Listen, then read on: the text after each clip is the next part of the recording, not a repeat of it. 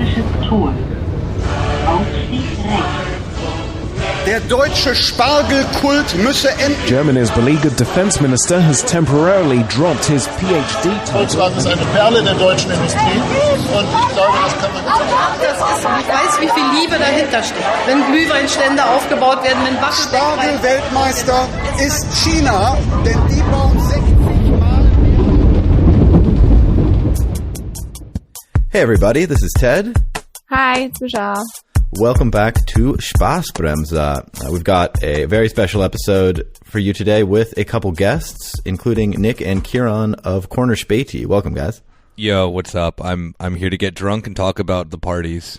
That's why we're all here every time. I'm here to drink water because I'm a dad and it's a weekday. Party Very time. responsible. Okay. And yeah, so through our last few episodes, I think this should be, number 10? So throughout all of those, we've been kind of laying the groundwork for understanding German politics ahead of this September 26th election, covering a lot of these bigger, more substantive and much more foundational topics. But of course, there is this election coming up on the 26th, and we want to get into some of the specifics of that to help people actually understand what's going on, how it works, what are the parties, what are the candidates, etc. And so to do this, we've brought on some of the foremost experts about German politics and political parties, Nick and Ciarán. And so I want to run through the main parties and talk all about those in due time. But first, what actually is decided on the 26th? It's in the Americanization of all global media and political coverage. Sometimes they always try to sort of impose an American structure onto European or other countries' elections. But the German structure is, of course, quite different than, say, the U.S. So, what are German voters actually deciding, and how will the next chancellor actually get chosen? I believe it's called the Great Reset. That's what people keep talking about repeatedly. But I mean, what's decided on the 26th is how seats will be divided based on representation in the Bundestag on the national level, and then from that you have coalition building, and then with that, when we get to it, will be then a chancellor decided. That's the simplest way to describe it. There's also a bunch of local elections going on. Germany has 5 votes happening on one day, excluding the Deutsche Wohnen und Eignen Volksentscheid. So in some states, you can give 5 votes for a political party if you want to. It's a bit complex. I guess today we're just going to focus on the national stuff, but it really is the sense of the 26th gets the ball moving into a direction of who will then be the next chancellor.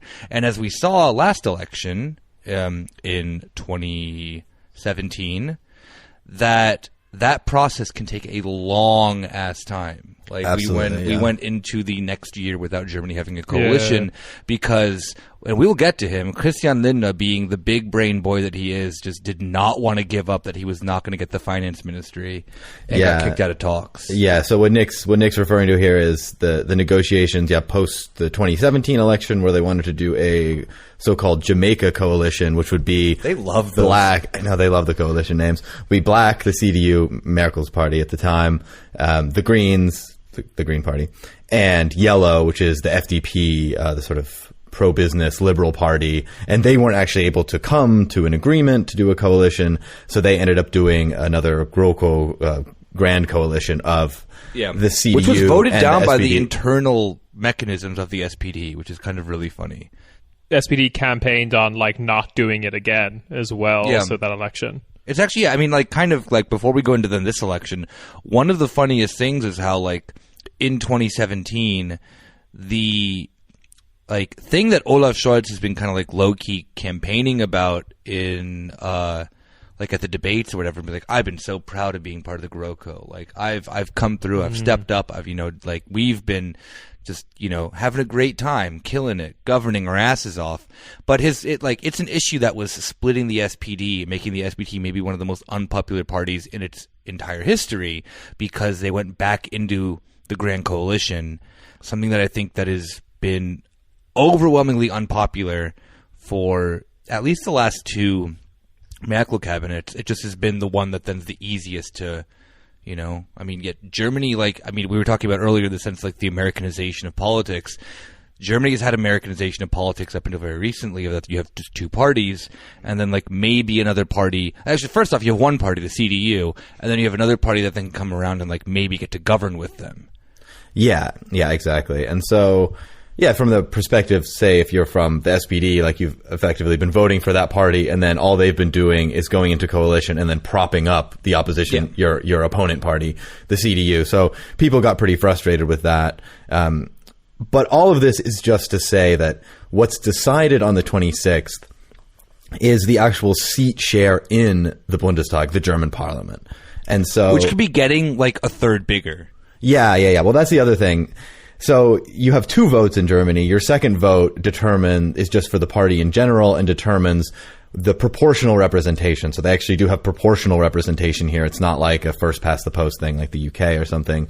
But you also get to vote for a direct candidate, which is your first vote. And so you have this like ever expanding parliament because they need to allow all the people that win from the direct mandates, your like local congressman, if you're from the US is how you would think about it.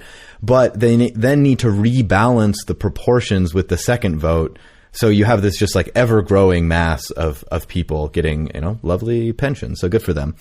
And yeah, so then that group of people then will come in, then the coalitions are negotiated based on the seat share. You need a majority. The majority then votes for the chancellor, and that's how the chancellor is decided. So no one's technically voting like want this person for chancellor. It will come through this like quite long process, as Nick said, and we have no idea what the actual coalition might be given the current vote share. It's probably as open as it's been in terms of what the government actually could be. So could they still switch Laschet out for like Söder? They could, however, they're probably not going to. That's one of the things that I always use to put into the broader kind of like European global context of like why we say chancellor or councillor instead of like prime minister. And like one of the big differences is in most prime ministerial systems, the vast majority of them, to be the prime minister candidate, you have to also be leader of the party. Whereas in Germany, that's not the case. They just pick a guy, basically. Or a girl. Or two girls. Oh my God. As Die Linke did.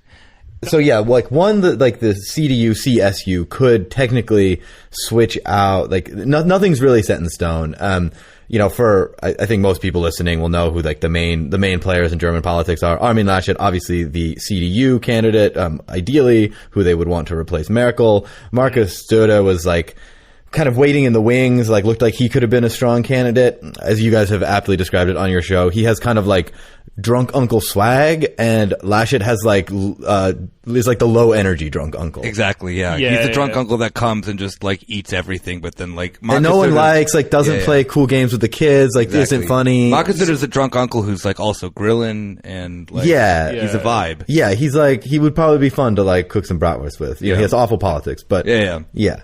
And so he could get in there. Lecture you at the age of 14 if you're a woman about why you should never get an abortion, but yeah. But the thing is, even saying like the current leaders are all set in stone, technically there's no law on the books that says the number one polling party has the first right to make a coalition. That's kind of like the custom. And like, I think that's the way it works in, say, the UK, is they actually get the first chance. Here it's like a bit more chaotic and has to get approved by the president. So like, there is a scenario under which the SPD gets the most votes, but like Laschet still becomes a chancellor. It's not a very strong one, but like it's technically possible that they could then cobble together a coalition. Yeah. This has happened before in German politics with the like social liberal coalitions. I mean, that system has been in place in Europe since the mid 40s, post World War II, largely as a bulwark against it's democracy, but if you accidentally vote for the communists, we have a mechanism to stop you from making. We may have to ban the communists. If you accidentally vote for the radical left communist Olaf Scholz, no guarantee he's going to lead the party. Olaf Scholz is a Leninist, all right? Let's not forget that. The SPD is a Marxist-Leninist party, technically, which I want to get to. And so I'm very curious about this. on the books legally. Yeah. So, yeah, to get actually to the parties themselves, I think it's important to run through like basically the big six here. I think there was a debate yesterday between like the top three being the SPD, the CDU, and the Greens. We'll talk about the debate and some takeaways from that later. But at first, I just want to like introduce these parties in case anyone is listening who doesn't have a super strong grasp of all the parties or just wants like a quick overview. Mm-hmm. And so what we'll do, I'll just go through in descending order of polling. Number one, in first place, the SPD, the Social Democratic Party of Germany. And basically a surprise first place. No one really thought they would be polling as well as they are. People kind of thought they were dead. I'm still surprised. Yeah, it's interesting. I mean, one thing I've noticed is that, for example, you look at like the top fears of the Germans, it's like pensions, jobs, retirement, climate, and like Scholz's campaign, to its credit, has posters that address all of those, like stable pensions for everyone, secure jobs for everyone, so on and so forth. And so like their ability to actually solve any of this, that's up in the air, but like at least they're addressing the things on people's minds, whereas like every other poster has been like, wir machen die Zukunft zusammen, like we make the future together, or like Deutschland stark bleiben, like Germany remains strong, like just like meaningless phrases. And so, yeah, his party, the SPD, polling at a rather astonishing 25.8%. People really thought they were dead in the water. They've surged to number one in the polls recently. Last election, they had only 20.5%, which was their worst result in history, I believe. I mean, everyone was sort of chalking this up to the death of social democracy in Europe. There's been this like broad decline of social democratic parties all across Europe. The German version looked very representative of that. They've surged back, at least in the polls. I always have to correct people to say, well, like, you can have the death of social democracy at the same time you have the success of a nominally social democratic party. Yeah. Those two things are not in conflict with each other at all. If you actually look at the policy base, yeah. The death of social democracy was the 90s. What the fuck are you talking about? Yeah, it's over. Yeah. It's history ended, baby. Yeah, it's done. Like, Hartz-IV happened. So yeah, SPD, very, very like time-honored institution in German politics. Do have to give them credit in a lot of ways. They originally were founded in like 63, their current state, 1875, as the Socialist Workers' Party of Germany. They were the largest Marxist party in Europe for a long period of time. Technically, in terms of their bylaws, they're still a Marxist-Leninist party. Like I said, listen to our episode on Hartz-IV if you think there's any remnants of that at all in the party in terms of their actual policies. There are They not, just looked at the East and were like, well, they're doing it. Why can't we? So then they just became like a neoliberal institution. I get it. I see the swag, the struggle, Yeah, and so they've been a really huge force in German politics for a super long time. I mean, Angela Merkel went to their 150th birthday party in 2013. The history is so long here, I can't cover it all, but like in the post-World War I period, where there was a ton of socialist uprising and unrest in Germany, the SPD government under Friedrich Ebert, who their political foundation is named after, basically put this down quite violently by unleashing the Freikorps, which were World War I veterans that had come back from the war, later kind of became basically Nazis, many ways precursors. And so the Social Democrats, unleashed like basically a far-right proto-fascist group to put down the socialist uprising, famously killing Rosa Luxemburg. The left still is mad at the SPD about this, basically, like 100 years later. This is like still a big point of conflict between the Social Democrats and the left. I mean, yeah, you mentioned Rosa Luxemburg. Kind of have to remember too that she was a member of the SPD up until then the USPD and the KPD then formed out of that split. So I get when people like talk shit about this party, me being one of these people. But like this was the German party that like Marx and Engels were a member of. Like they are, like it is the SPD in its DNA, maybe, or like may or may not be a Marxist party, but they are a socialist party. I think that then like the recent changes of them have been since the Schröder era. the 1960s, 1970s version of this party would be deemed as extremist by German media now. Yeah, I mean, I think it's probably fair to say that like the actual parliamentary wing of Die Linke, which is considered the far left party, is like at the same level or to the right of like a lot of the SPD about 60 years ago. Yeah. Which is the one that then, I mean, and we'll get to it about then how the media has been hammering on about how they are the biggest threat to German democracy. It's like, I think the other thing worthy of mentioning as well about the SPD and like the echoes of what Nick and is talking about is the fact that, like, especially in the West, you can have people with incredibly radical politics, people who might describe themselves as communist, but they're like die-in-the-wool SPD voters. Because Die Linke is an option they cannot vote for in the West in a lot of places. Yeah, because they're seen as a successor to the Communist Party in the East, so they're totally beyond the pale, even for people whose policy preferences are way to the left. I think the other thing that I would also bring up, not to be like ragging on the Vessies too much or whatever, and talk about Vessi shit, but I'm going to do it. But the other thing about that like radical left Vessi voter who votes SPD is also, particularly in places like NRV, the SPD is being quite good with unions. So if you're a union guy, exactly, you kind of just vote SPD out of loyalty, even if the like federal level of the party is maybe departed from that a little bit. I think this ties into like an interesting component of like the German labor union movement is that like there is still like German unions and the labor movement here hasn't been hollowed out in the same way that it's been like totally destroyed in the US or the UK. It's been like whittled around the edges. It's been whittled down.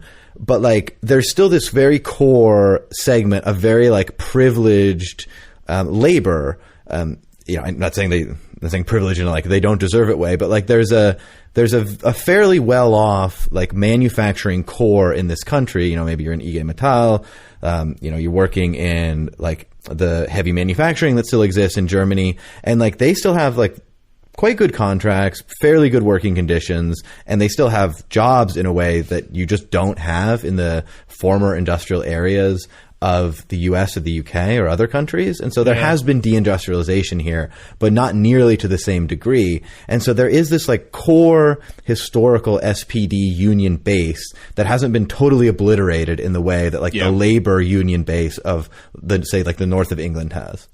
I think too, in the sense of the historical development of how the SPD and the unions were always kind of connected. I mean, like, remember, the SPD was banned by Bismarck and his government. They were a party that was illegal for about 50 years, I think, until World War I, if I'm not mistaken, like around that time period.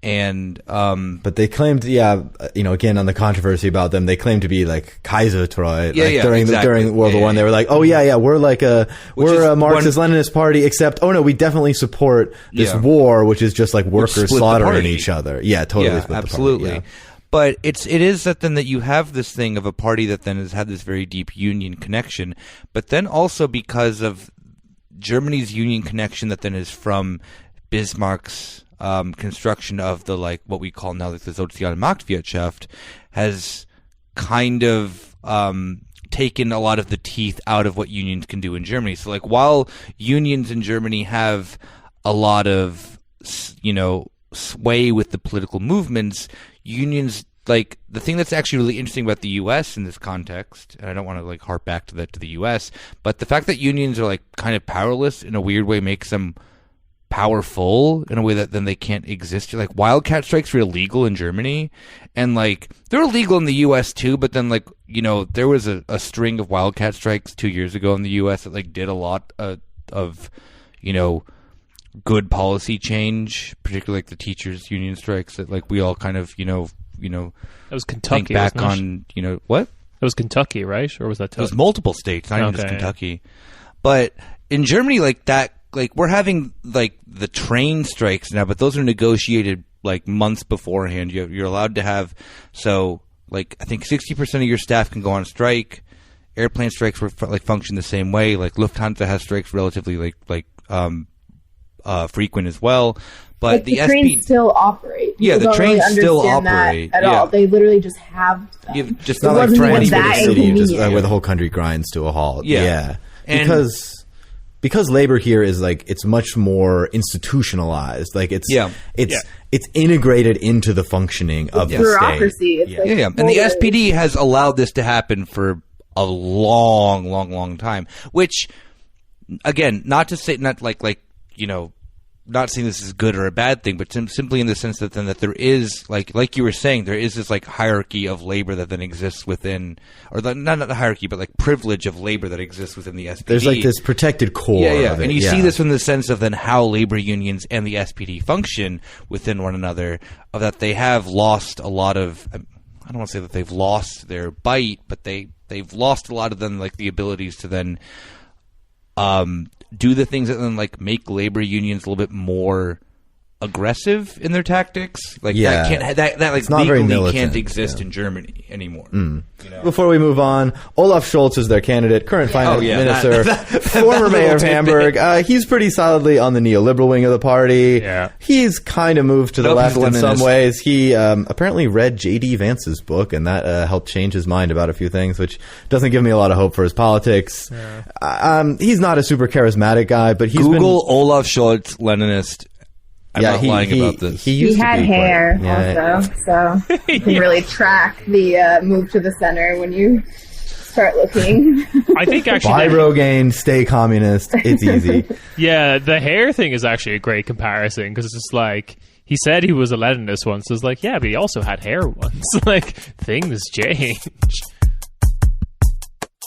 Okay, I'm going to keep us on track. Nice. We are moving down the line. In second place in the polling, we have the Union, the CDU, and CSU. They're coming in at 21.8%, which is quite the dip, considering the previous election they had 32.9%. Which is still relatively low for them historically. Right? And it's also, quite a dip, considering this is like the default party of Germany.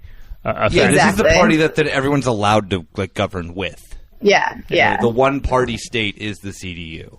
Yep. And they're technically two parties, right? Like there's the CDU and the Bavarian sister party, the CSU, which is basically a harder right version of the CDU. Together, like I said, they form the Union, and they're very pro-business, socially conservative, Merkel's party, although it's kind of like this broad tent. You get some more pure liberal in the European sense people, and then also your traditional kind of conservative types. They were established right after the war in 1945, taking power in Germany in 1949 under Konrad Adenauer. Don't look at who is in his cabinet. You guys are just waiting for me to say the name. You can chime in. Say it, Michelle. Say Conrad. What about Konrad Adenauer? I just said don't look into his cabinet. That's all I'm saying. Okay. Just don't. West Germany in the 50s? West Germany in the 50s? What? Yeah, you got your mix of kind of like anti-communist, Nazi resistors, Nazi Tomato, sympathizers. tomato. Michelle, they prefer South Americans. That's what they prefer sorry. to be called. And you're like outright Nazis, which form the core of the party. And this, like we've been talking about, has kind of become the natural party of government. Yeah. Only losing in 1969 with the, when the SPD formed a coalition with the FDP. And they were on a 20-year winning streak there, right? Yeah. And then again, Kohl was in there forever, and then only again when Schröder won with the Greens again. So like it's for most of German history, post-war German history, the CDU has been in charge. Exactly. They're the party that you're allowed to govern with. Yeah. There's really no party that wouldn't coalesce with them, right? I mean, they say they wouldn't coalesce with the AfD, which is true for now. Probably will happen eventually somewhere. But every almost every party, I guess, except Die Linke, could find enough common ground with them to form a government. The thing I do want to say about the CSU and the CDU, which I find a bit more interesting, and I think this is reflected more in the CSU than the CDU, which is they often, which kind of differentiates them a bit from other kind of center-right or nominally center-right movements, particularly in the West, is they also do a little bit of that Eastern European center-right shit of socialism, but for the right people, basically, or social democracy, but for the right people. Yeah. Like, Yeah, they're very like strong families and like Yes. giving people who have children a bunch of money and Yeah. and they invest in like schools moderately, right? Like they like have that image of being good for families. Yeah. And, there's What was definitely the stat you said about the child like tax? oh yeah, if you get into like the breakdown of what the tax brackets, like how they would change if it goes along with like the party platforms. If you have kids, like you're basically getting just a lump sum of money from right. the CDU, and nothing will change if you're there's single. if you're a single mom or just single in general. Like a single in general. Okay, yeah. So it's like I guess like a vaguely sort of pro-natalist, I guess you'd call it in the US. Like, I think one of the weirdest things about Bavaria as well is that it's one of the very few states in Germany where the AfD is in no way really a threat. Like, they don't do well on elections there. But, like, the Freie Wähler do, which is, like, insane to me. Like, a relatively small I'm going to call them a right-wing party. They're kind of just this, like, direct democracy party, which in Germany is just code for right-wing bullshit. but they're like a very like petty bourgeois kind of thing. Yeah. And the Freie Wähler are in a coalition. They're large enough in Bavarian local politics to be in a coalition, to then the point that at the CSU conference the other day, Markus Söder had to, like, make a statement saying a vote for the Freie Wähler is a vote for Red Green, because the Freie Wähler are like ungodly That's strong the there. only thing he says. He's like, a vote for insert party here is a vote for Basically, the... everybody's been saying that. But- as far as but, I like, know. but vote for the the Freie thing- Wähler is a vote for the red green. As Yep, stupid totally. as it is, there is legitimately a concern of the fact that, like, the Freie Wähler, although they do govern in coalition with the CSU on the Bavarian governmental level, on a local level, or I guess state level, could be taking away votes from the CDU or CSU because the Freie Wähler are a right-wing party.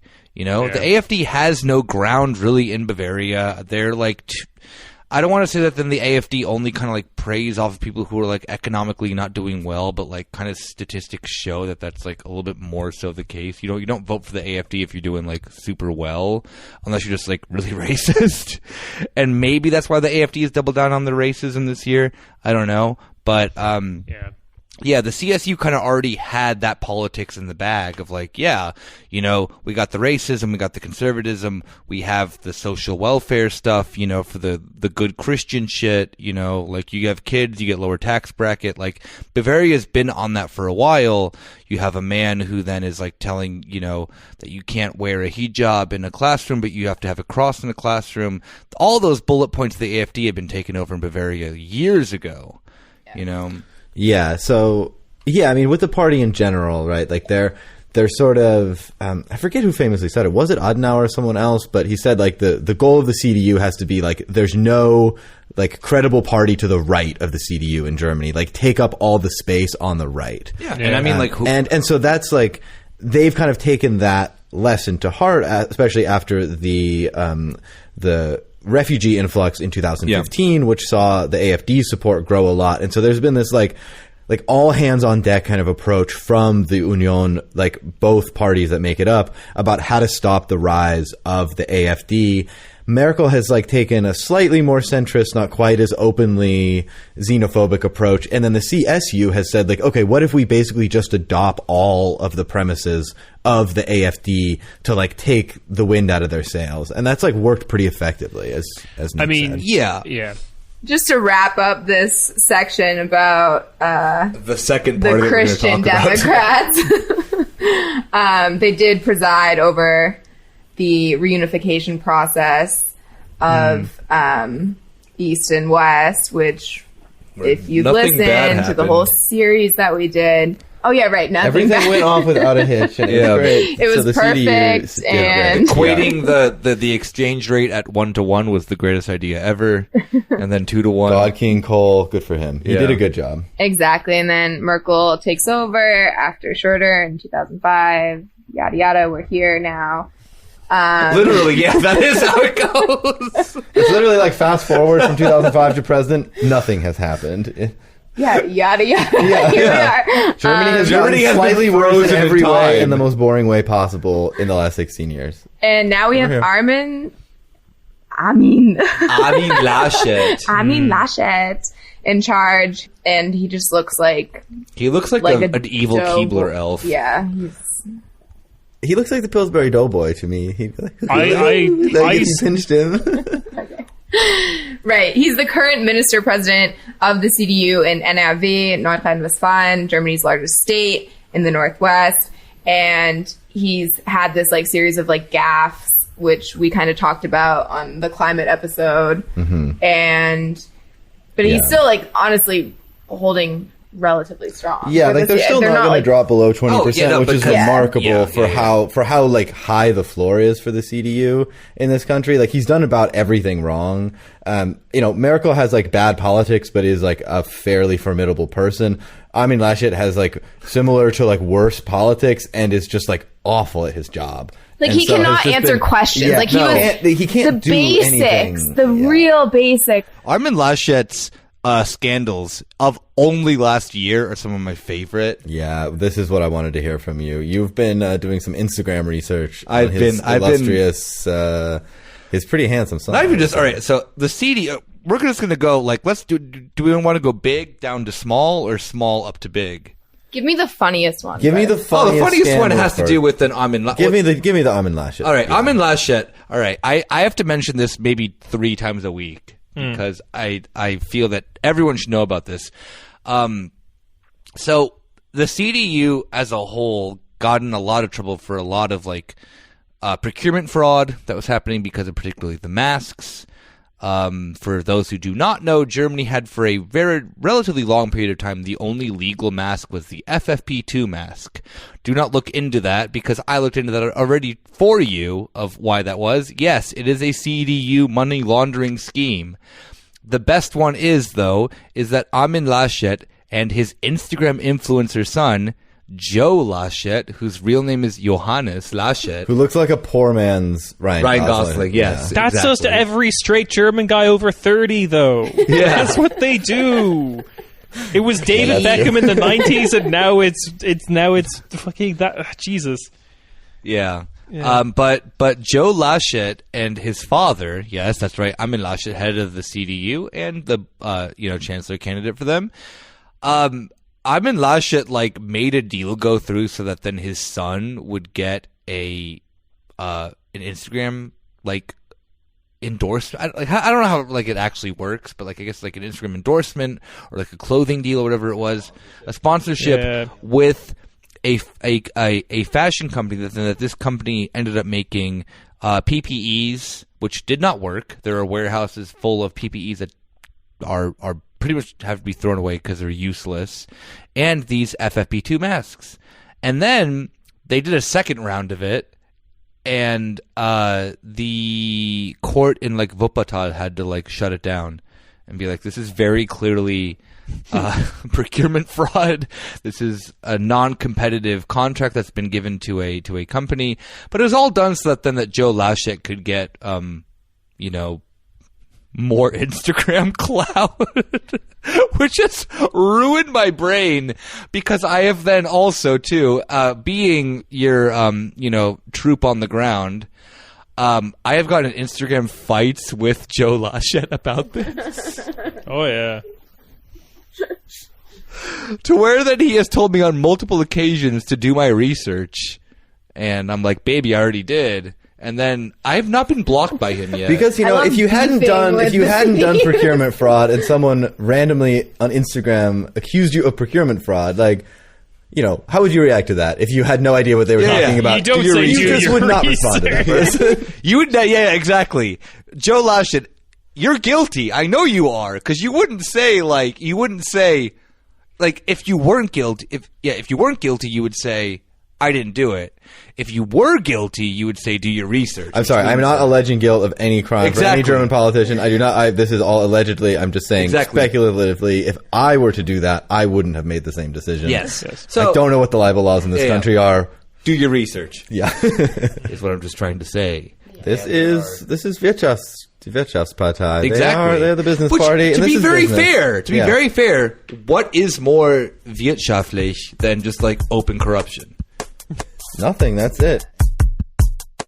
Speaking of Wirtschaft, we have another party that has come to embrace their wirtschaftliche Seite a little more lately, and that is, of course, the Green Party. There's actually an FT article. Like, wait, with the FDP, but with the No, Greens. no, All right, no, cool. You no. like I'm to saying a little loop right there. the FDP was born wirtschaftlich. The Greens have only embraced it more recently. Exactly. And so The there was FDP actually was an born in FT the article darkness. about this today, about like how the German Greens embraced business as part of their sort of broader move to the right over several decades.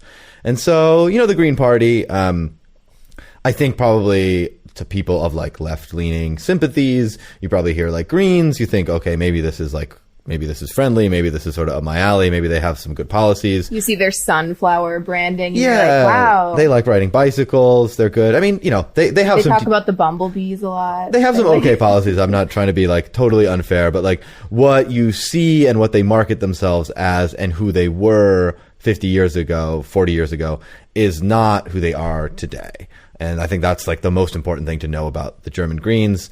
Their current party came into existence in 1993, a union that was called like the Alliance 90 from the east, and then the Greens in the west. The Western Greens have a little longer history. They come from the anti-war and nuclear movement and peace movement in the 1980s.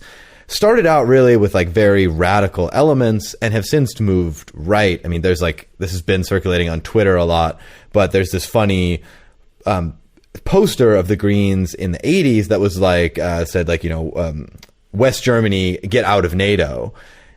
That's right. I agree. And yeah, I mean, I agree with that sentiment as well. But now they say any condition to be in a coalition with them has to be like full-hearted support for NATO, addressing that to the left party who is not in favor of NATO. So just in terms of this like one policy, it's gone from like a core demand of theirs to leave NATO 40 years ago to now not even something they support, but something they say is a condition for being in the government. And so this wouldn't be their first time in government.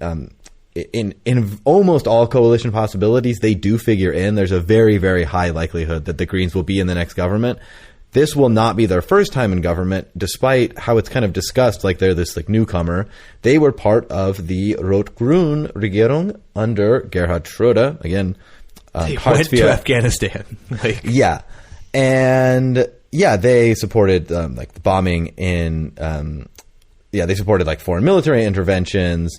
They supported Hartz IV, these like, notorious welfare reforms under Joschka Fischer, who was the foreign minister of the Greens, were like quite a militarist, like very pro-intervention force in German politics. Actually, even he himself had a lot of ties with the U.S. neocons. And so was very in favor of like a much more muscular German foreign policy. And it's interesting how they sort of made this analytical jump, right? They were like, oh, we're the party of peace and we don't like the Cold War. And then after the Cold War, they say, oh no, like now we're still in favor of peace, but we're waging these humanitarian interventions. And so ended, baby. Yeah, exactly. And so like they're literally saying like, oh no, we still love peace so much. That's why we need to go to war. Joschka Fischer, like I don't want to get too hung up on him because he is an incredibly interesting. He deserves his character. own episode. Like, yeah, he does. Really, really interesting. Joschka figure. Fischer is the perfect embodiment of this transitional period of the end of history. I think because his roots come like I don't even want to like. Give him like too much credit. Like, I don't want to say that he's like, bad or evil or this and that and that. Like, he's not like in the level of like an American politician or whatever, where it's like calculated.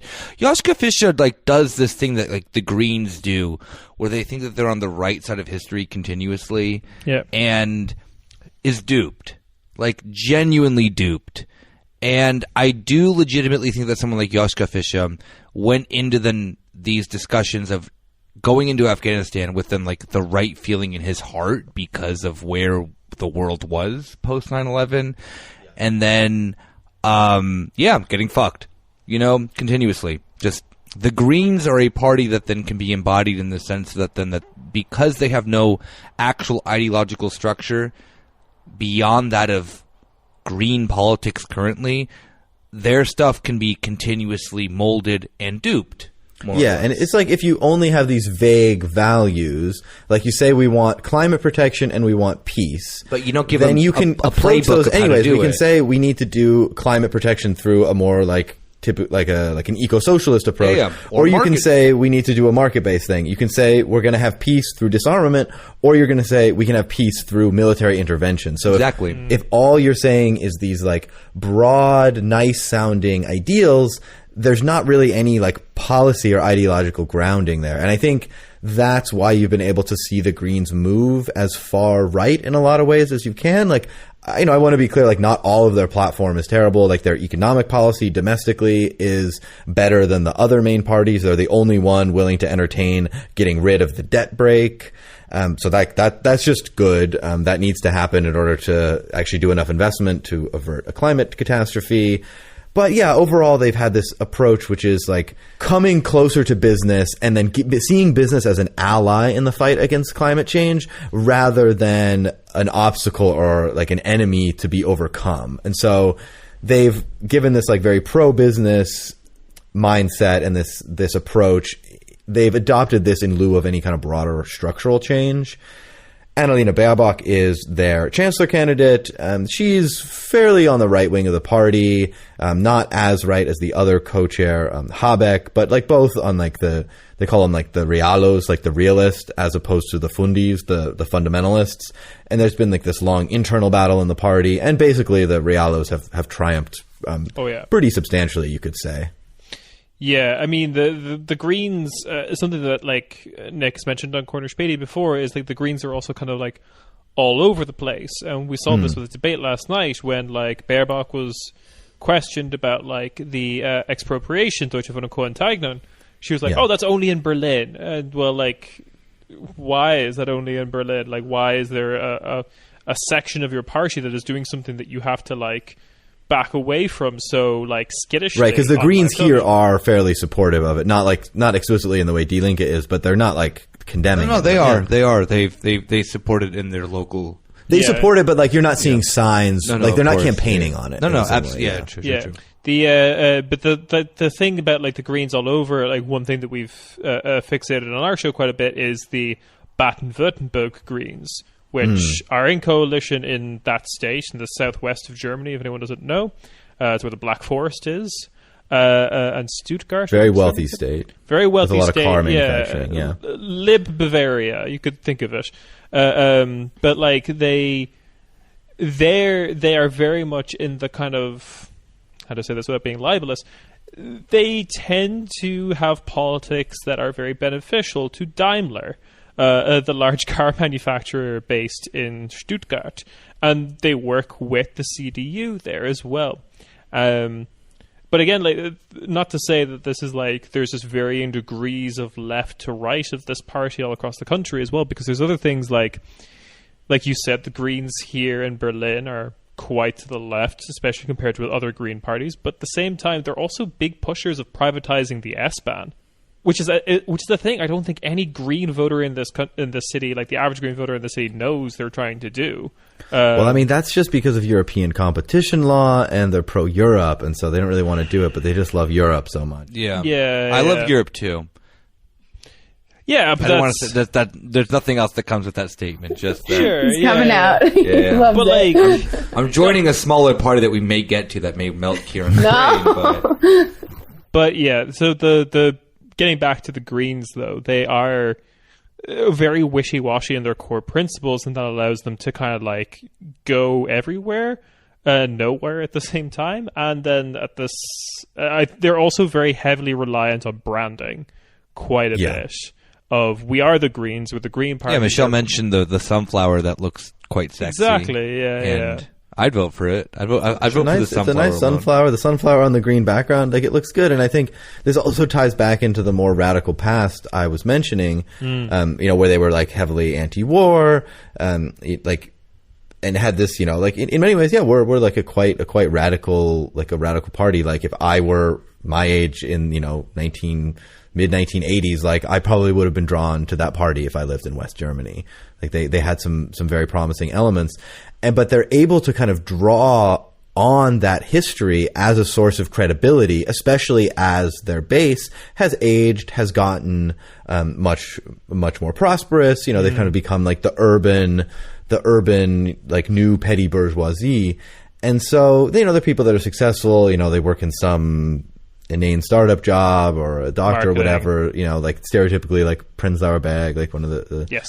like the nicer districts of Berlin. Don't they have like the wealthier voting groups? They have almost no support from lower income people. And so, and yeah, you know, I don't know if it's like an ideological shift that they've come closer to business, or a strategic shift, or just really like their base has become, you know, wealthier. Exactly. Like, or they're just responding to the needs of their base. I think it's definitely a mixture of all of them. But like, basically, if you're a fairly well-off person that supports kind of like social justice goals and principles, the Greens don't pose any threat to you economically. Like, they're probably not going to raise your taxes.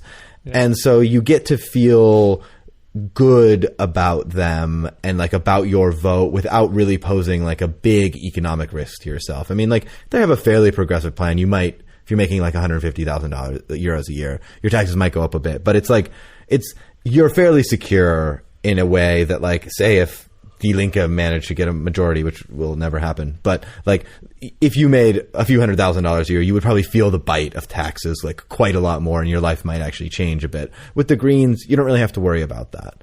No. And Nick, you alluded to this thing that has turned into like maybe one of the dumbest culture wars ever. What is this? I do this a lot. So this is the Greens. So there's like these cargo bikes in Germany, the Lastenfahrrad. Damn it! I knew you were going to mention this. Sorry, but I think it's like very important for like understanding context of politics in this country. Is like this like dumb transportation things have turned into a culture war where the Greens always show like, you know, a kind of like handsome late 30s German dad like biking his little family around in a cargo bike with them in the front, and that's like you know, their poster or whatever. And it is one of their posters, actually. Yes. Yeah, exactly. They love it, and they're like, this is like who their base is, and they cost, I don't know what, a few grand. Like, they're lot. Like, they're expensive. They're the price of a fucking Twingo. They're expensive for a bike, but they're cheap for a car. The issue here basically is that it's been seen as like extremely indicative of the Greens politics, of like a very like consumer based pro environment politics that's all about individual consumption. Yeah.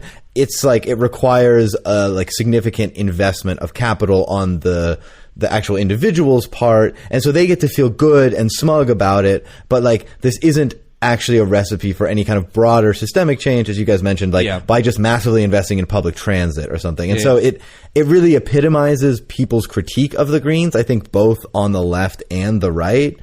And it's like turned into this very dumb like flashpoint in the culture wars here. Do you ever actually see one on the street? Like parked? No, I don't. Never. They're too expensive. I don't. And so like what kind of living situation are you in? You've got a very beautiful inner courtyard. It's half to the park. You basically take it from the central courtyard of your apartment building to the park. They're never parked in the street. It's not that they're like a bad thing. It's just like epitomizes a very annoying political thing. And like that's why people get heated about it. Like in the sense that then like the Greens have the potential of, if they were to double down and become, let's say, like the U.S. Greens, one of the only good Green parties in the world. We've been going, you know, for a while on these parties, and I think that makes sense because these are the three big ones, the three that actually have chancellor candidates that go to the debates, and the three that have, you know, the greatest polling by a pretty wide margin. And so we'll just run through the other three that are currently in the Bundestag real quickly. It is kind of frustrating that they don't like cast the net a bit wider and have the top six at the debate. It would be such a different experience. I agree, because like not that like obviously the like Die Linke like lead candidate would have a chance of like becoming the chancellor, but it would be nice to see someone with a more left wing orientation like actually be able to go at like person to person against another candidate and criticize their policies. And like, I mean, I'm saying that like from a left perspective. But I think if you were a bit more on the right too, you'd probably like to see Christian Lindner get to ask like Baerbock a pointed question. And I think like it would strengthen the kind of like debate in this country and the dialogue to be able to have every party on a huge televised national audience, like actually directly interrogating the others. At least once, you know, like, it's like having Marianne Williamson up there, like everybody. Right, like you could winnow it down maybe at the end, but I would like to see like a bit more of a broader thing at first. Yeah, I should have clarified actually at the start that there is what's called like the 5% threshold in German politics, where your party only gets its proportional number of seats if it clears 5%. So if you get like 4 something, like you could actually have 0 seats, and that became pretty relevant actually during the Schröder like Hartz IV era, where the PDS, the predecessor to Die Linke, barely didn't clear the threshold, and so didn't have representation in parliament aside from a couple directly elected seats. And so this is like it's just another quirk of the system that's important to know about, though. So if you see a party kind of getting down in like the 7-6 range, then there's a chance they might not make it. Which we'll get to. So I just quickly want to run through these last 3 parties that are in there. The AfD, the Alternative für Deutschland, the extremely bad far-right party, polling currently at 11.4% average. Previously, they were sitting on 7.9 from the previous election. To be very fair, though, like in the contrast of the previous to the now number of them, they have not budged for over a year. Yeah, so like when you look at the before and after, they're not. It's not this like nonstop surge of the far right that people were worried about a few years ago. They have kept their base around 11-12%. Yeah. They're going to be in Parliament next, or in the Bundestag next election, or after the next election. They're not this like kingmaker like people were going to like try to make them out to be. They will not be in government in any circumstance. They got 88 seats last election, which is the most like fitting fucking bullshit, but yeah. So yeah, they're like kind of your classic European far right party, anti-immigrant. There's not really much to say about them. Yeah, I won't dwell on them. I mean, I think their origin story is interesting because they started as like kind of an academic economist anti-Euro party in the wake of the Euro crisis. Quickly pivoted to like a just totally anti-immigrant, like racist party. That's a whole other episode, basically. Yeah, there's a whole episode to do on this. Became really powerful, especially after the post 2015 refugee so-called crisis. They like kind of capitalized on that.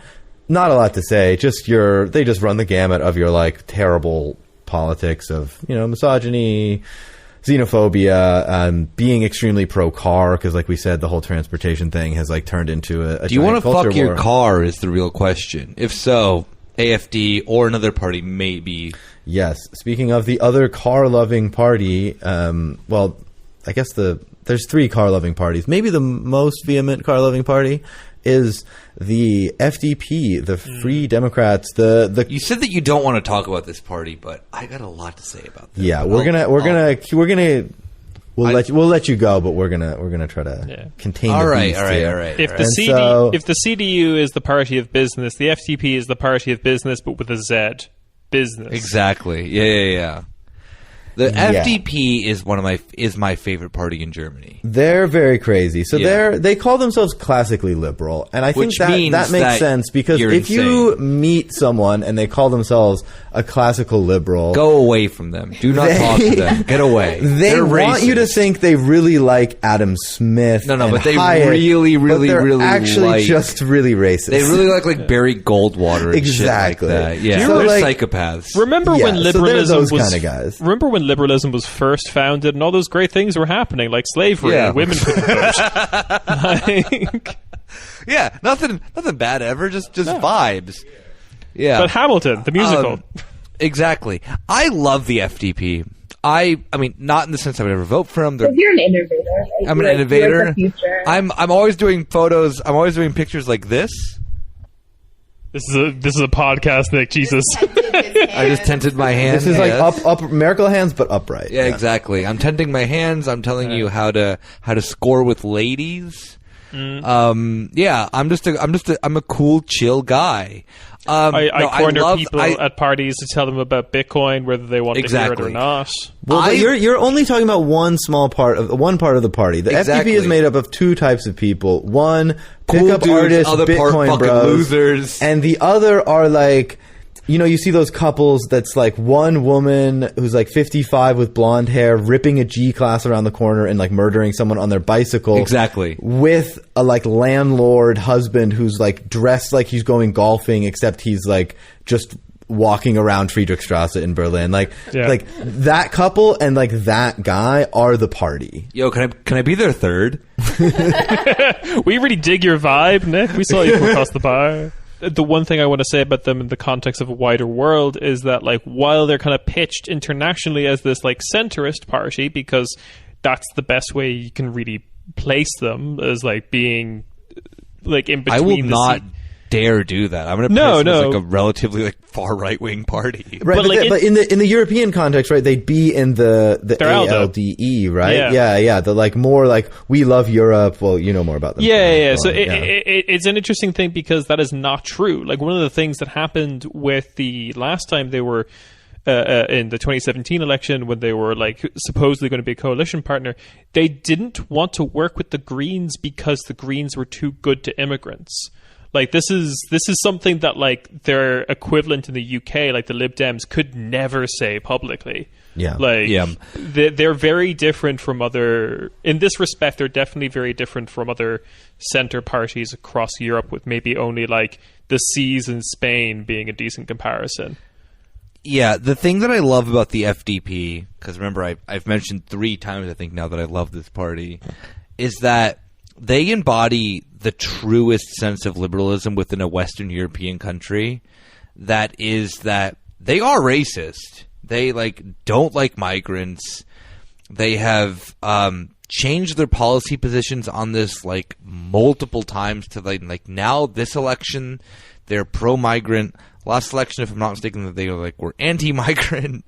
They have one of the funniest heads of the party who continuously says that he does not want a cult of personality, and that then what he does is build an entire cult of personality around the FDP. So then being Christian Lindner. Yeah, Christian Lindner. We will link to a video of him. That's no. Come to the live show. Come to the live show to see the video. We're gonna plug that later. Come to the live show, then you can see the video.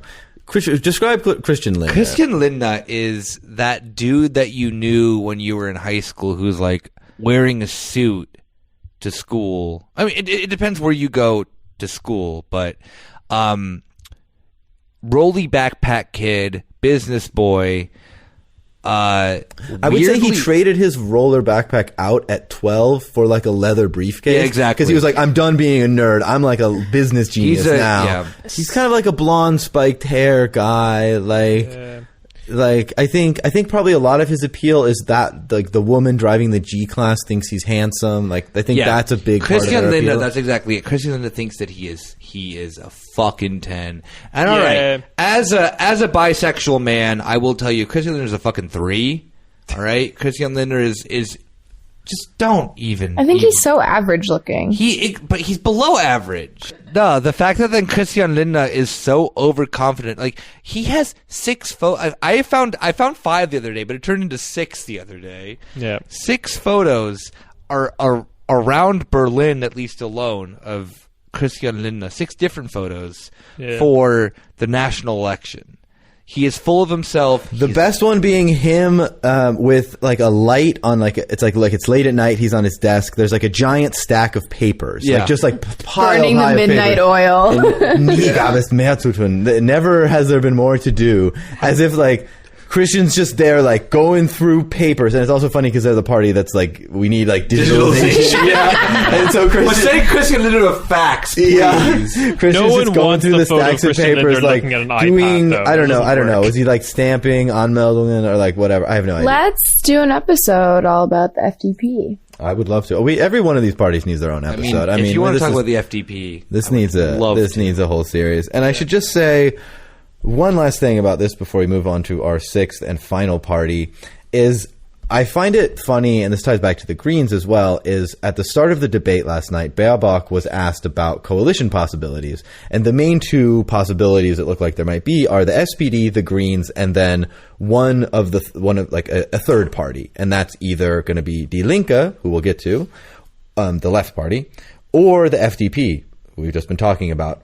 And so she said, well, she's concerned about Europa, like Europe and the EU, and therefore she doesn't know if like Die Linke would be the best because they don't favor like this kind of muscular like defense posture that some other parties do. And it's very ironic because the FDP actually is like totally opposed to any EU level collateralization of debts, any kind of like more integration. And so like these policies that are very damaging actually to European unity, if that's what you're in favor of, the FDP is not the party for you. Yeah. And it's ironic that they're only going by the sort of like headline like foreign policy things when it's really the economic component that matters the most. And there's like some fairly centrist observers outside of Germany that view the FDP as like a huge threat to the Eurozone because of what they as German economic policy would impose on other countries and also refusing to take on any debt. And so like this is like a fairly radical party in a lot of ways. One of the only two or three parties who doesn't want to do the debt, who wants to continue the debt break.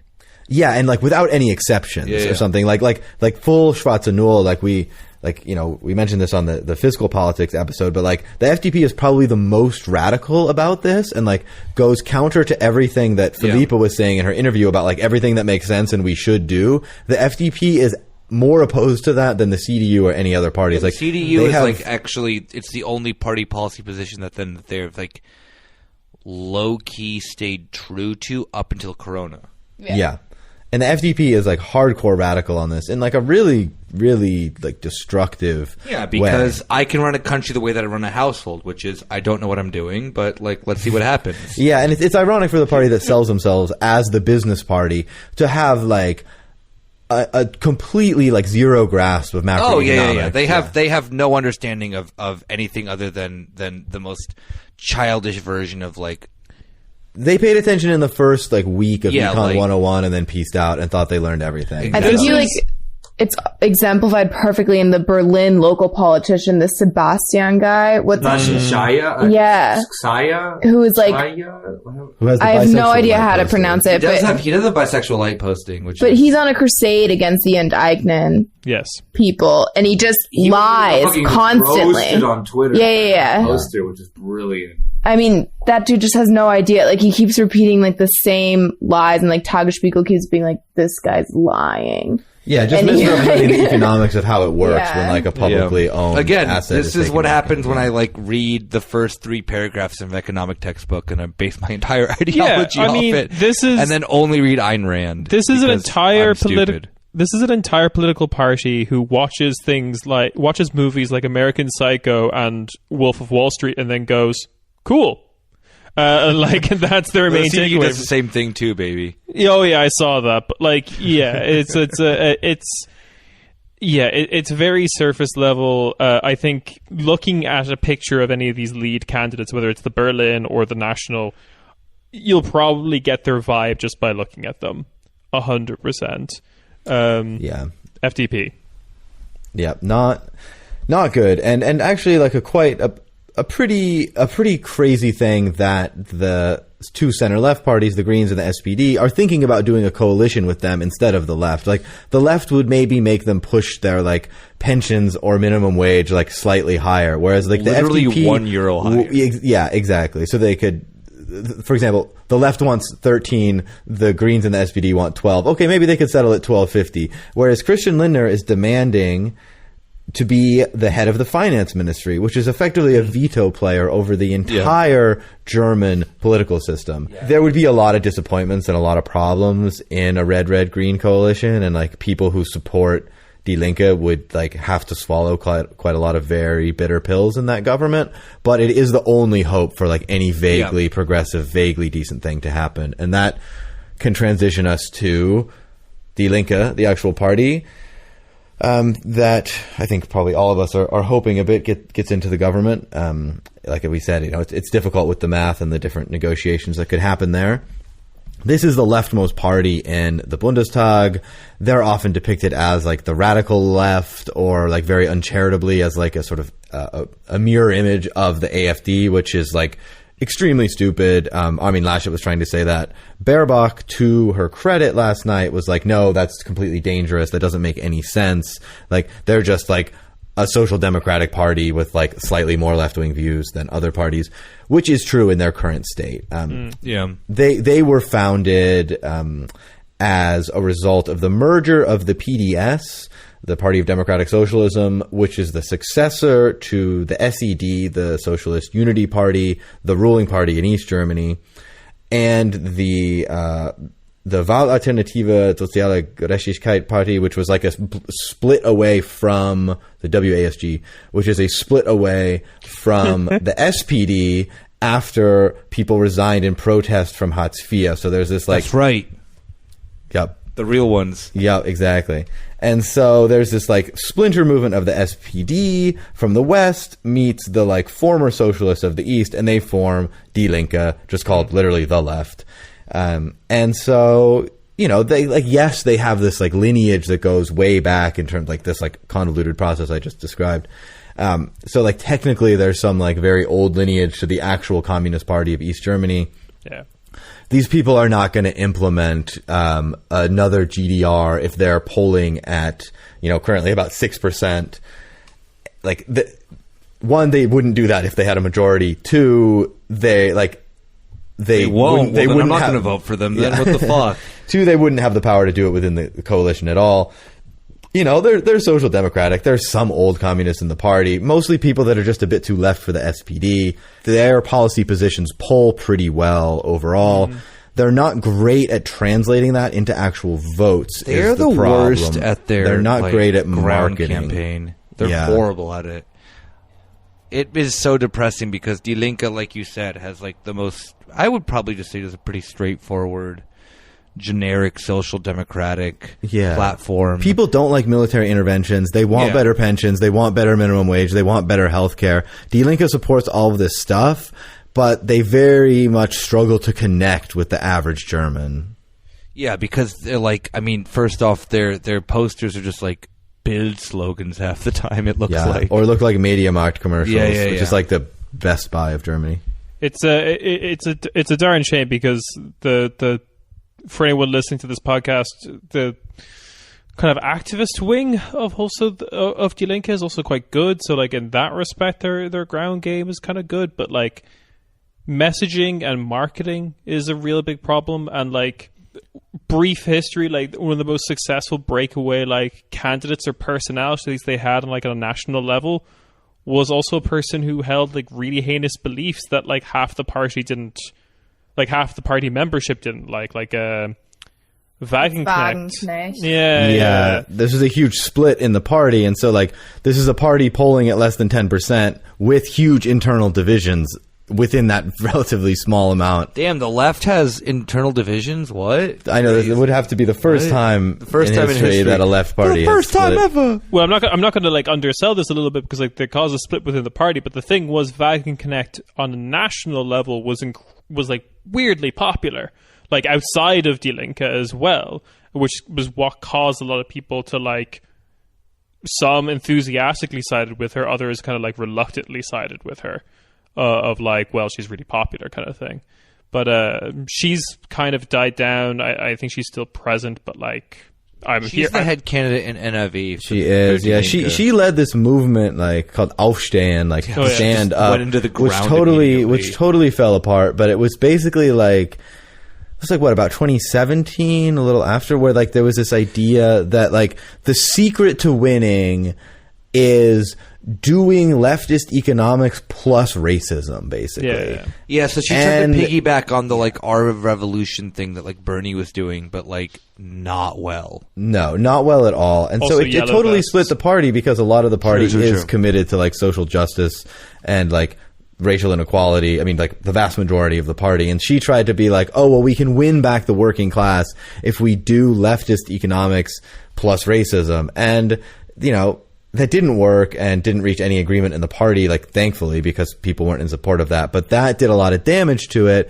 because I think now quite a few younger left-leaning people who support Die Linke on a lot of policies are like, well, wait, I don't want to be associated with, like, anti-immigrant policies at all. And so then they might get drawn more to the Greens. Exactly. Yeah. She poisoned the party for a decent amount of people, even though, like, on the national level now, that's not what they stand for at all. Like, they are very progressive in, like, economic and racial terms. Yeah.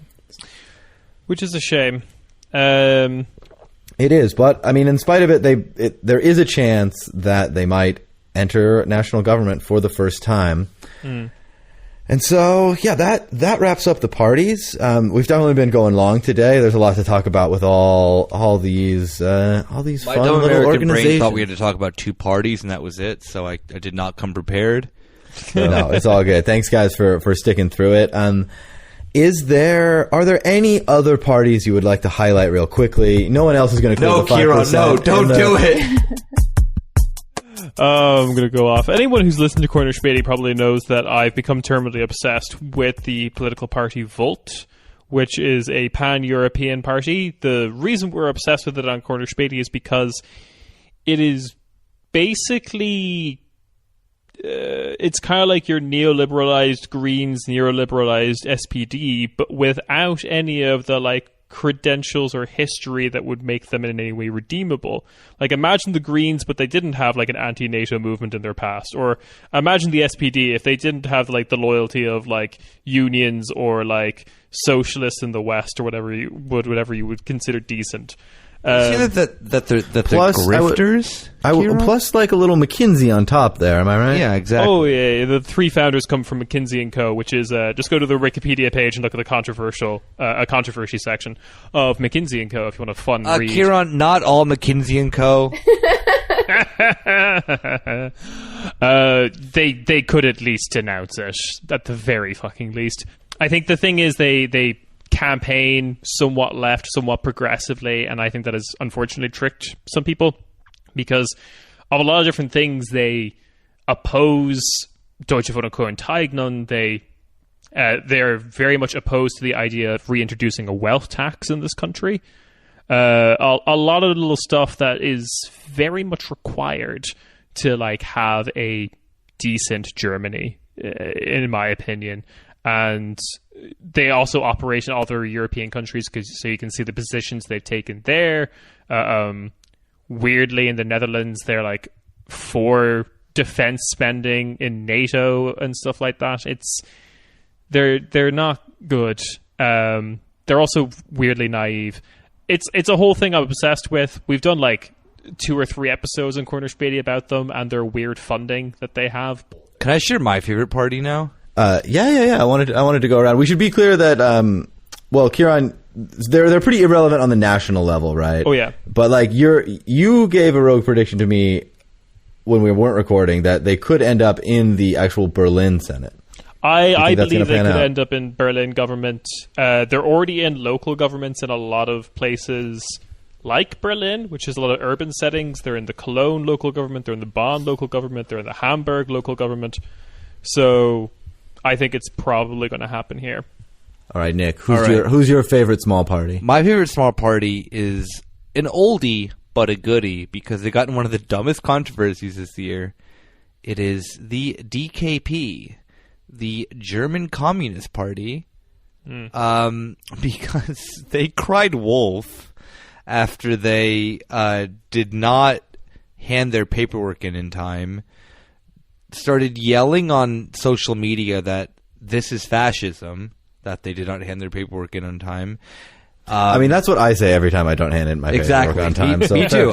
I absolutely related and did not. They rallied all the tankies from, like, the deep depths of Twitter to be like, yes, nobody's paying attention to what's going on in Germany. Yes, coming up, yeah. Like, Michelle is not joking. Like, international tanky Twitter of, like, 1,000 people altogether internationally erupted, and they're like, oh my god, Germany is canceling communism once, now, and forever. Even though there's another communist party, the MLPD, who filled out the paperwork in time, and is allowed to run. Great job, folks. The thing that is the funniest thing about the DKP is that this party, it wasn't even so much that it was a calculated effort to ban them. It was that they had you have to think about it. It's a West German Communist Party. Everyone in that party is like either like under the age of 15 or like over the age of 65. There is no in between.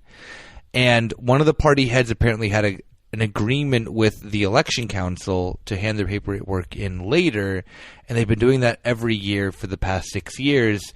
And eventually, they just got like annoyed with them and were like, "Please stop doing this," and they just barred them from running. And then the DKP went online, being like, "Oh, Maron, this is social. This is fascism, baby. We're a communist party." Oh, and then would it surprise you that then after them just complaining enough, the Bundesverfassungsgericht ruled that they can actually run? Which now here's me going real, Rob brain. The DKP is in cahoots with the Bundesverfassungsgericht and are actually anti-communist. So if you're a real communist, you vote for the MLPD. I only draw two lessons from this. One, if you forget to hand something in on time and people get mad at you, one, say it's fascism. Two, don't stop bitching about it until they say it's valid. Exactly. So good for them. I would say, that's a strong political party in my book. I'm not saying do not vote for this party. This party's boring. They have the best posters in town. Yeah, they're pretty good. But as a party, they are boring. They suck, and it's like they get like 0.02% of votes. Michelle, do you have a favorite small party? I didn't really come prepared, but I do kind of like to picture that the split between the like Tierschutzparteien happens because they disagree whether like mussels are sentient beings. I don't know if you guys have heard this argument for like veganism, that like vegans can eat shellfish because they like don't have consciousness. Because there's like three animal. There's like the animal protection and environment party and the animal protection party. Like there's like one of them three different animal. One of them we found out is just like racist. One's right wing. One's very right wing. But one of them must have like a ton of money because they get the big signs like all across Berlin. Yeah, just the regular Tierschutzpartei, baby. Oh, that's just that classic Tierschutz sketch. So the Tierschutzpartei is actually more popular than I think. Well, we'll see how Volt does, but like they are more popular than the two communist parties. Critical support for the Tierschutzpartei as a bulwark against Volt. Yeah. I actually have a new party I want to talk about today because I just saw a poster for them for the first time, and I was just amazed that this was a real thing. It's called Die Urbane, eine Hip-Hop-Partei. A hip-hop party, which I only saw signs in... I was in Schöneberg and I saw like two signs for them. The realest which area. Is like, for people that don't know Berlin, like, not like the hip-hop area. I'm so surprised you've just found out about Die Urbane. They are actually very good on a lot they have of really issues. good politics. Yeah, they actually have decent politics. Things, social justice, equality among all citizens, and apparently they favor a UBI. So, I mean, you know what? They're not that bad. I'm out then. All 261 members have great politics. It's just owned to put like the 0 out of 700 seats on the Bundestag. Yeah, they got 3,000 votes in 2017. They were founded then too. So, good for them. Best luck to the hip hop party for next time. The thing that I love about Die Urbane is that it really fits the time around like this. You said that 2017 was when they were founded. Yeah. All right. I'm imagining like a few years before that, where it was like when you'd go in Berlin and you'd go to like a cool burger place and they would just like be playing like Notorious B.I.G. and then they thought they were the coolest place ever, and you're like, oh my god, this is so lame, this is so unbearable, like can they please find music from like the last like 5 years? That's this part. And then they did, and it was Deutschrap. Yeah, no, exactly. And then we just shouldn't have let them do it, which is then another whole other question. So that wraps up the parties. we will, when this releases, I think it'll be about exactly 1 week until the live show with these two gentlemen, and 2 more of you guys are joining as well, right? That's the whole right. crew's going to be there. What do you mean by you guys? Irish? You can just say we're Irish. No, okay. Yes, we will be doing a live show on the 26th, and Julia and Rob will also be joining. So that's great. Fun. Yeah, the Corner Späti Spaßbremse live show in Neukölln at 5:30 p.m. at Donau 115 is the name of the bar. Conveniently easy to remember. Also on Donaustrasse 115. So yeah, see you there. We are posting stuff about this on Twitter. We'll put a link in the show notes. I think this will be released on both podcast feeds, so you can find it wherever you do that. Wherever you're listening to this podcast, listen to the other podcast of the feed that you're not listening to it on right now. Yeah, Spaßbremse is the better show, simply put. Like, Corner Späti is where you want to get down and dirty and just be silly. If you want to actually learn something that is not about Volt, listen to Spaßbremse. They're a solid show. Listen to Corner Späti if you want to learn things about European politics that you just never thought would ever cross your brain at all, like the weirdest 7th best polling party in Norway. I would never learn stuff like that if not for you guys. They polled 3rd. I wouldn't have learned it. It wasn't for fucking Ciarán. Like that's what we get when we have a polls master over here. Woo! The Steve Kornacki of the whole of Europe. Okay, come to the live show. Thanks for listening. All right. Thanks for joining, everybody. We will see you on one more episode before the election. But yeah, you have to come there to hear all our predictions, all of our riffing and joking about everything that's going to go on. I'm taking your bets. Ted doesn't want to say it, but we're gonna have prizes. We're gonna have competitions. We're gonna have Christian Lindner videos. We're gonna have Christian Lindner may be there. We don't know. All right. Thanks, everybody. Cheers. Bye bye.